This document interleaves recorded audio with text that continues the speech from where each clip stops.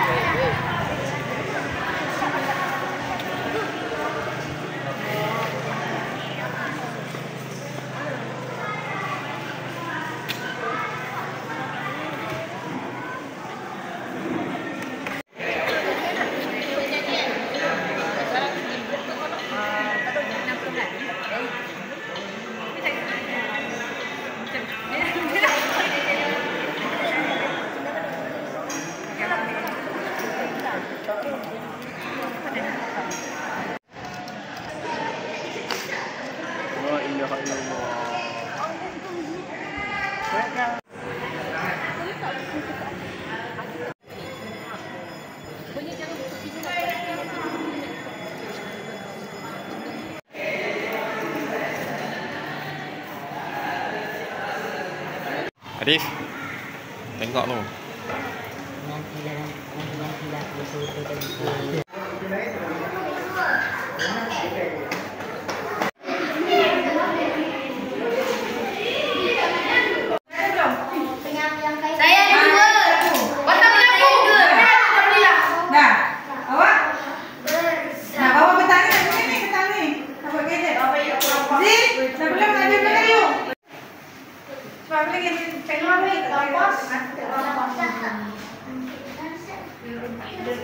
Putri, cuba tengok kat sebelah ada tak pen marker ni? Mana apa tu?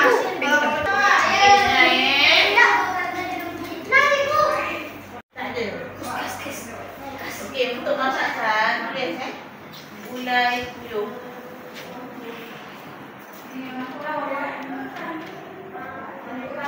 Gulai puyuh, Man.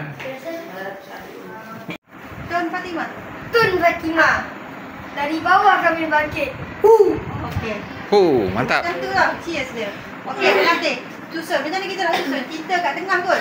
Aduh, banyaknya orang fikir. Sini fikir, sana fikir. Yang ni sebelah sini. Berdiri, semua berdiri. Okay, baik. Matlah. Buka lah. Cepat, satu sulah. Satu, baik.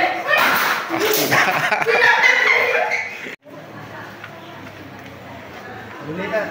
Boleh tak? Boleh. Darah. Nak bawa apa darah? Darah tak payah. Darah tu menandakan sejarah tu kamu. Semangat kali saya.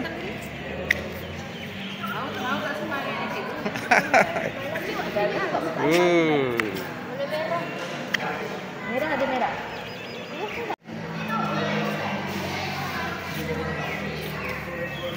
Dan berdoa dengan payung amin lah.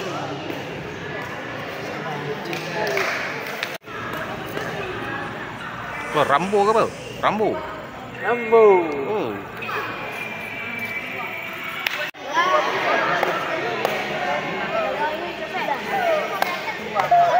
Hari apa main-main tadi?